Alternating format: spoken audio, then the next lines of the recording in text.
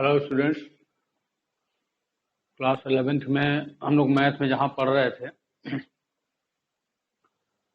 Math में हम लोग ज्योमेट्रिकल प्रोग्रेशन स्टार्ट किए थे। जो ज्योमेट्रिकल प्रोग्रेशन में sum up to n sorry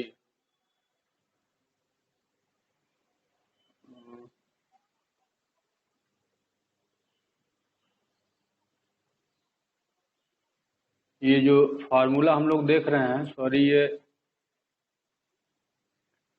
अच्छा sum up to n term geometrical progression में आपको हम nth टर्म बता दिए थे, लग रहा है ना। General term of geometrical progression जो an की वैल्यू थी, ये ऑलरेडी मैं आपको बता चुका हूँ, जिसमें AR⁻n-1 था ना। हाँ ठीक है, ये मैं बता चुका हूँ आपको। सम अप का भी फार्मूला बता दिया हूँ कि कैसे आप निकालोगे। दोस्तों आज हम लोग चल रहे हैं कि sum up to infinite terms, या इसको हम लोग इनफाइनाइट सीरीज भी बोलते हैं। तो इनफाइनाइट सीरीज का हम सम अप कैसे करते हैं।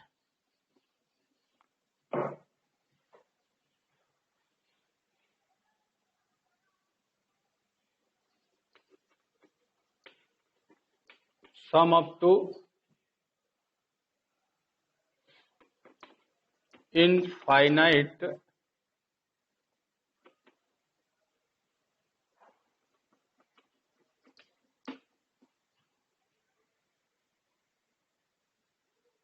Geometrical progression.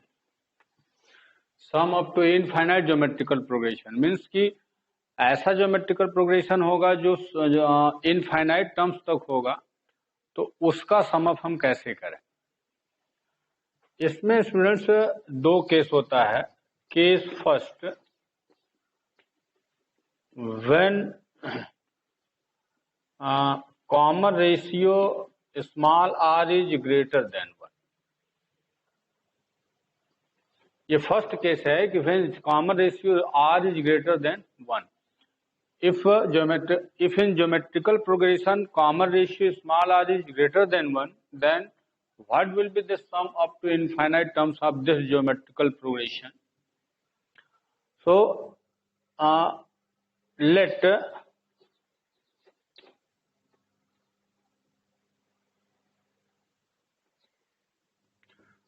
r is greater than 1. Okay. So r is greater than 1, then we have infinite series like AR square, AR cube up to infinite terms, but r is greater than 1. So students, if r is greater than 1, then what will be the sum of infinite terms? So this we have infinite terms. We have a formula Sn is equal to AR⁻n-1 upon r-1. This formula we have taken for r is greater than 1. Okay. So students, if r is greater than 1 and n gives infinite terms, so n gives infinite, n tends to infinite, then here we have to return yes infinite and a r power infinite minus 1 upon r power infinite minus 1. But if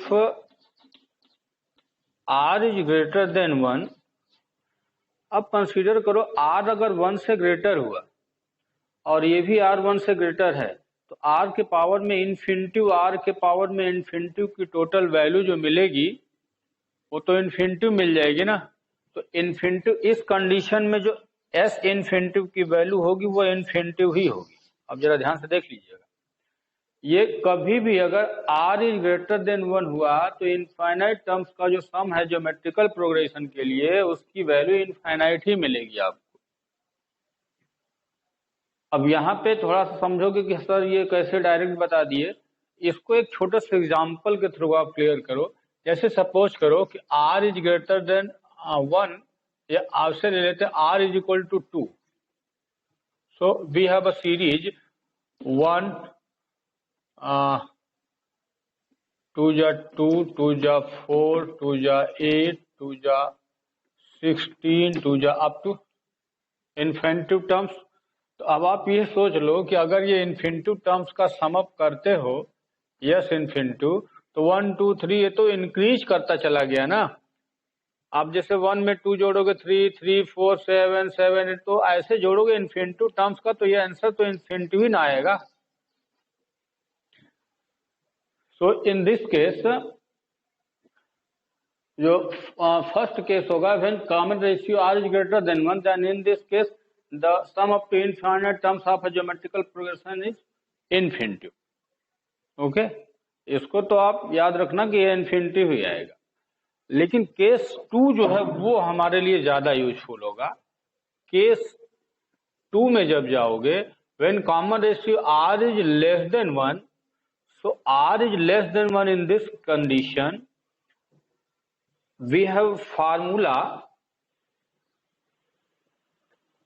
a into 1 minus r power n upon 1 minus r, where r is less than 1, so n tends to infinity। then अब यहाँ पे हम लोग एक काम करने चल रहे हैं, अब जरा ध्यान से यहाँ देखिएगा।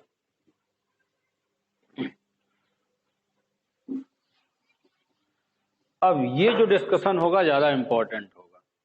If Sn is equal to, ये फार्मूला आपके पास है, तो अब आप ये सपोज करो कि when n tends to infinitive, n tends to infinitive means कि n की वैल्यू अगर इन्फिनिटिव होने लगे धीरे धीरे, n infinitive means number of terms is infinitive, तो उस केस में और r की वैल्यू लेस देन 1 है, तो अब आप ये चेक करो कि अगर n इन्फिनिटिव पे टेंड्स करेगा तो r पावर n कहां टेंड्स करेगा, हम उसको डिस्कस करने जा रहे हैं। तो अब चलो n टेंड्स टू इन्फिनिटिव, जैसे सपोज करो r की वैल्यू 1/2, ये से कर लीजिए, ये मैंने कंसीडर कर लिया है कि r की वैल्यू 1/2। एक एग्जांपल मैं समझाने जा रहा हूं कि r की वैल्यू अगर 1/2 है, तो आप अच्छा चेक करो कि इसी तरह से r स्क्वायर की वैल्यू 1/4 होगी, r क्यूब की वैल्यू 1/8 होगी, r4 की वैल्यू 1/16 होगी। तो अच्छा ये बताओ कि ऐसे अगर हम चलते चले जाएं, आप ये बताओ कि अगर हम r के पावर में n अगर लिखेंगे जैसे ही, या r के पावर में यहाँ इन्फिनिटिव कर दें सपोज दैट, तो अब आप ये चेक करो कि ये जो वैल्यू जाएगी कहां जाएगी। जैसे देखो ये पावर इंक्रीज कर रहा है, लेकिन ये वैल्यू जो है डिक्रीज कर रही है ना। भाई 1/2 इससे स्मॉल है 1/4, और स्मॉल हो गया 1/8, और स्मॉल हुआ 1/16, तो ऐसे स्मॉल होता चला जा रहा है, और जबकि इसका पावर जो इंडेक्स है उसका इंक्रीज करता चला जा रहा है। तो अगर ये इंक्रीज करते हुए इन्फिनिटी की ओर जाएगा, तो ये डिक्रीज करते हुए कहां तक जाएगा, 0 तक जाएगा ना। ये डिक्रीज करते हुए 0 तक जाएगा। तो अब आप ये कह सकते हो कि when r is infinitive then this will becomes 0। तो इसका मतलब यह हुआ कि जैसे ही r इनफाइनाइट टर्म पावर आप लोगे, उसकी वैल्यू कितनी हो जाएगी, 0। लेकिन केस है, ध्यान रखें, when r is less than 1 case में है।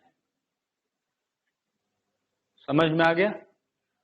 तो इस कंडीशन में r की वैल्यू जब 1 होगी, तब मैंने r की वैल्यू जब लेस देन 1 होगी तब ये केस ले लिया, r पावर इन्फिनिटी की वैल्यू 0 हो जाएगी। सो अब जरा देखो इसको थोड़ा लिखने का एक अलग ट्रेंड है, जैसे limit n tends to infinity Sn, यानी n इन्फिनिटी पे टेंड्स करेगा। तो अब जरा देखिए यहाँ पे क्या होगा कि r पावर n की वैल्यू कितनी हो गई, 0 हो जाएगी, n का मतलब इन्फिनिटी। तो इस केस में ये हो जाएगा a into 1 minus 0 upon 1 minus r, और इसको अब हम लिख सकते हैं यस इन्फिनिटी, तो a बाई 1 माइनस r, ये है, ठीक है ना। तो ये s इन्फिनिटी है, मीन्स कि sum up to infinite terms of a geometrical progression in the case when common ratio small R is less than 1, तो उस केस में ये है S infinity is equal to A upon 1 minus are. ये आपका formula होगा। देखो मैंने ग्रेटर के केस में बोला है कि एस इन्फिनिटी की वैल्यू इन्फिनिटी होगी, लेस के केस में S infinity equal to formula आ गया ए अपॉन 1 माइनस आर हो गया। लेकिन अब तीसरा केस देखोगे कि अगर आर की वैल्यू 1 के इक्वल होगी तो उसका कोई वो केस नहीं बनता, क्योंकि थर्ड केस में ये तो 2 के समझ में आ गया। थर्ड केस में when R is equal to 1, भैया जब आर इज इक्वल टू 1 होगा तो अब आप ही सोचो, इसको मैं अगर आर इज इक्वल टू 1 करूंगा तो ये हो जाएगा A plus A up to infinity. तो अगर ये इन्फिनिटी का सम अप करोगे तो यस इन्फिनिटी की वैल्यू फिर भी तो इन्फिनिटी ही होगी, ए इन्फिनिटी टर्म्स तो फिर इन्फिनिटी होगा। तो ये तीसरा केस है। इसका मतलब ये हुआ कि यस इन्फिनिटी जो आप देख रहे हो ये डबल केस के लिए हो जाएगा, ये ग्रेटर और इक्वल टू सॉरी ये एस इन्फिनिटी व्हेन अब देखो याद कर लो फार्मूला मैं बता रहा हूं, ये लेस के केस में ही मेन फार्मूला है, ग्रेटर और इक्वल के केस में कोई केस नहीं बनता। यानी कि आर इज ग्रेटर और equal to 1 then S infinity is equal to infinity.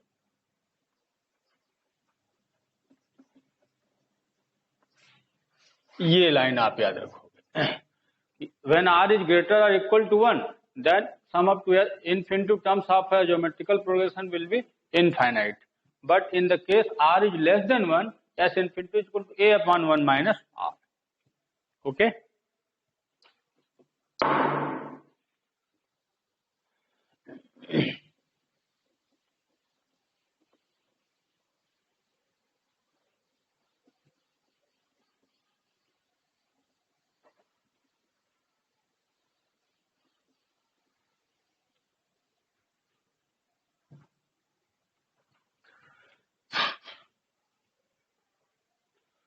चलिए अब यहां से लेते हैं कुछ न्यूमेरिकल प्रॉब्लम ले लिया जाए।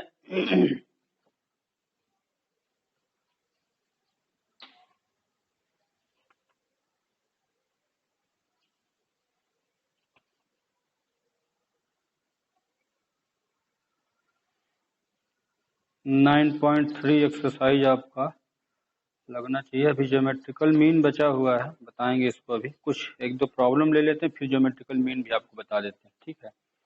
चलिए एक एग्जांपल ले लिया जाए, इन्फिनिटी टर्म्स का छोड़ो, इसमें अलग से ले लेते हैं।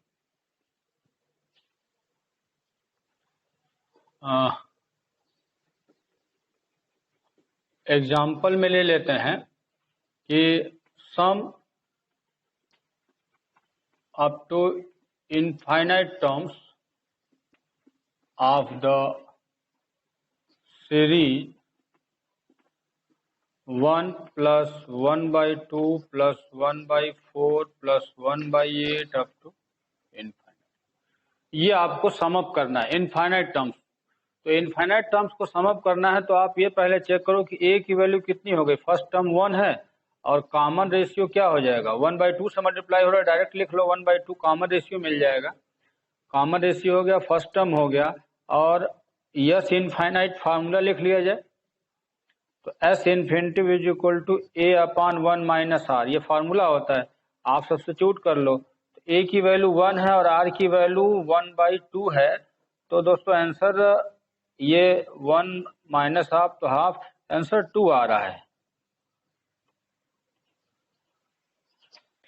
अब आप ये देख लो कि ये 1/2 1/4 ये डिक्रीज करता हुआ चलिए, ये वैल्यू डिक्रीज कर रही है, जैसे 1 आधा हो गया फिर इसका आधा फिर इसका, तो ये डिक्रीज करती चली गई इनफाइनाइट टर्म्स तक। तो इसका सम करने पे केवल और केवल 2 आ रहा है, ओनली 2, समझ रहे हो। तो अब आप सोच सकते हो केवल इसका 2 सम अप आ रहा है। तो यहाँ 1 है, अब 1 इसके आगे का जितना सम अप है केवल 1, तभी ना 1 में 1 जोड़ोगे 2 आ रहा है। ये इसका आंसर होगा एस इनफाइनाइट का, यानी कि इनफाइनाइट टर्म्स के सम के लिए आप क्या करते हो, formula a upon 1 minus r है।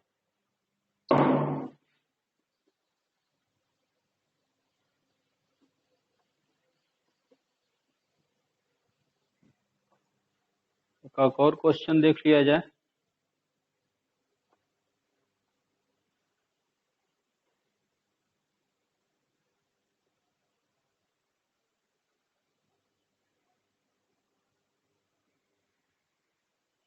एक क्वेश्चन आप में बड़ा स्पेशल टाइप का है। ये 9.3 से क्वेश्चन 11 थोड़ा इसको समझ लीजिए है क्या। कह रहा है कि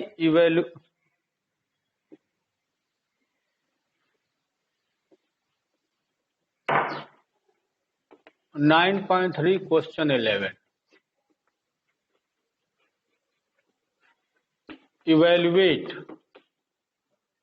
क्या है, sigma k is equal to 1 to 11 और यहाँ 2 + 3 पावर k। क्योंकि अभी ये क्वेश्चन आपको समझ में नहीं आएगा इसलिए मैं बता दे रहा हूँ ऑलरेडी। देखो इसका पहले मीनिंग जानो कि इवेल्युएट, बस इवेल्युएशन करना है आपको कि इसकी वैल्यू कितनी आएगी।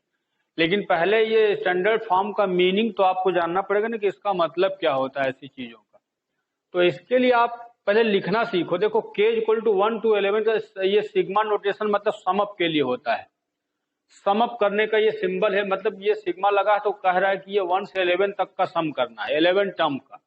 तो आप अगर लिखोगे इसको तो पहले k की वैल्यू 1 रखोगे तो 2 + 3 ये 1 हो गया।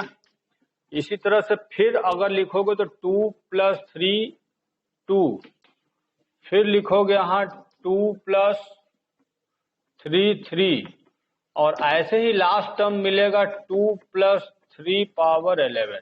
ये इसका मतलब हुआ। इसको ओपन करो, k की वैल्यू पहले 1 रख के पूरा टर्म लिखोगे, k की वैल्यू 2 रख के फिर दूसरा अलग टर्म लिखो, अलग अलग टर्म ऐसे करते चले जाओगे। ये मतलब हुआ, ठीक है। और अब जरा इसको अगले लाइन में देखो 2 2 2 2 कितना टर्म्स है। अच्छा देखो ये फर्स्ट टर्म है तो पावर 1 है, सेकेंड टर्म, थर्ड टर्म, तो कितने टर्म्स हैं, 11 टर्म्स है ना। तो यहाँ पे 2 + 2 + 2 एक टर्म में ले लो, ये 11 टर्म्स, ये 11 टर्म्स माने जाएंगे इसमें। अब प्लस बाकी का यहाँ 3 3 स्क्वायर 3 क्यूब, इसमें भी 11 टर्म्स है। और अब 11 टर्म्स का इसका सम करोगे तो 2 2 2 2 × 11 कर दो, क्योंकि 2 2 ये सीधे सीधे अर्थमेटिक प्रोग्रेशन हो गया ना, सब में 2 2 2 2 0 मतलब सेम टर्म्स है, तो 2 × 11 कर दो डायरेक्ट इसका। प्लस हाँ उसको देखो ध्यान से, ये जो आप देख रहे हो ये सम अप टू 11 टर्म्स है। और अगर सम अप टू 11 टर्म्स है ये एक प्रकार से जीपी है, ज्योमेट्रिकल प्रोग्रेशन है। और ज्योमेट्रिकल प्रोग्रेशन में इसका ए क्या है, आर क्या है, ये सब आप निकाल करके फार्मूले में डालना पड़ेगा। मैं फार्मूला डायरेक्ट लिखूंगा, देखना ध्यान से। तो फार्मूला था a × r power n -1 upon r -1। याद आ रहा है ना, Sn इज इक्वल टू होता है a × r power n -1 upon r -, क्योंकि r का मान कितना है, 3 आएगा जो कि ग्रेटर देन 1 है। इसमें 3 का मल्टीप्लाई हो रहा तो यही r की वैल्यू हो जाएगी। तो यहाँ पे देख रहे हो r इज इक्वल टू 3 का मतलब ये ग्रेटर देन 1 हो गया। तो ग्रेटर देन 1 वाला इस फार्मूला का मैंने यूज कर दिया इसमें, ये जो लिखा हुआ है। a की वैल्यू भी 3 है, r की वैल्यू भी 3 है और n की वैल्यू 11 है। 11 टर्म्स तक का सम चाहिए। आप इसको सॉल्व कर दो, आंसर आ जाएगा।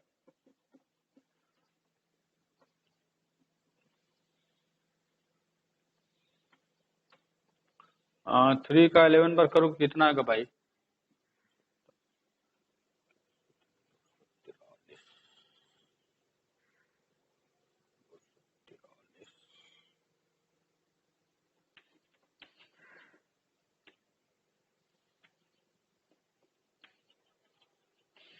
मल्टीप्लाई करो या तो ऐसे छोड़ दो। यहाँ पे 3 पावर 11 -1 अपान 2 हो जाएगा और 2 को ऐसे क्रॉस कर दो, 44 और ये 3 अंदर लेके जाओ, 3 पावर 12 -3 होल बाई 2, ठीक है। तो ये 44 - 3 41 आ जाएगा, 41 + 3 पावर 12 बाई 2, ये आंसर आ जाएगा। तो बस ये लिखने का केवल आपको तरीका जानना था कि ऐसे टर्म्स को लिखे कैसे जाते हैं, सिग्मा नोटेशन को एक्सप्लेन कैसे किया जाता है, ओपन कैसे किया जाता है। ठीक है, समझ में आ गया होगा।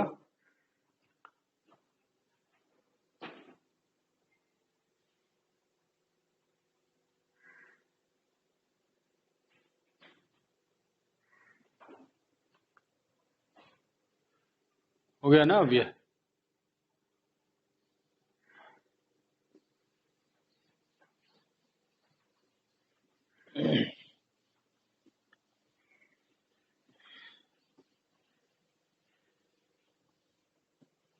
एक और क्वेश्चन इस पे देखते हैं।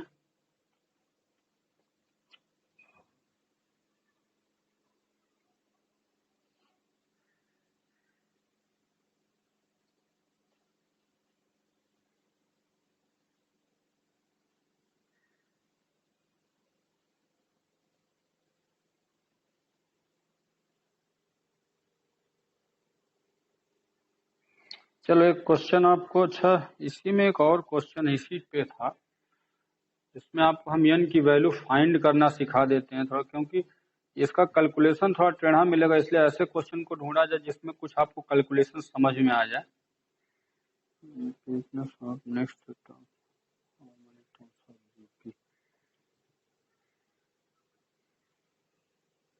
क्वेश्चन नंबर 13 ले लेते हैं। इसमें ये बोल रहा है कि एक सीरीज दिया हुआ है 3 स्क्वायर 3 इतना बोल रहा है। अब ये क्वेश्चन बोल रहा है कि हाउ मेनी टर्म्स ऑफ इतना GP are needed to give the sum 120। तो बताए थे क्या शायद आप लोग को, इसका सम जो है 120 आना चाहिए। How many terms needed,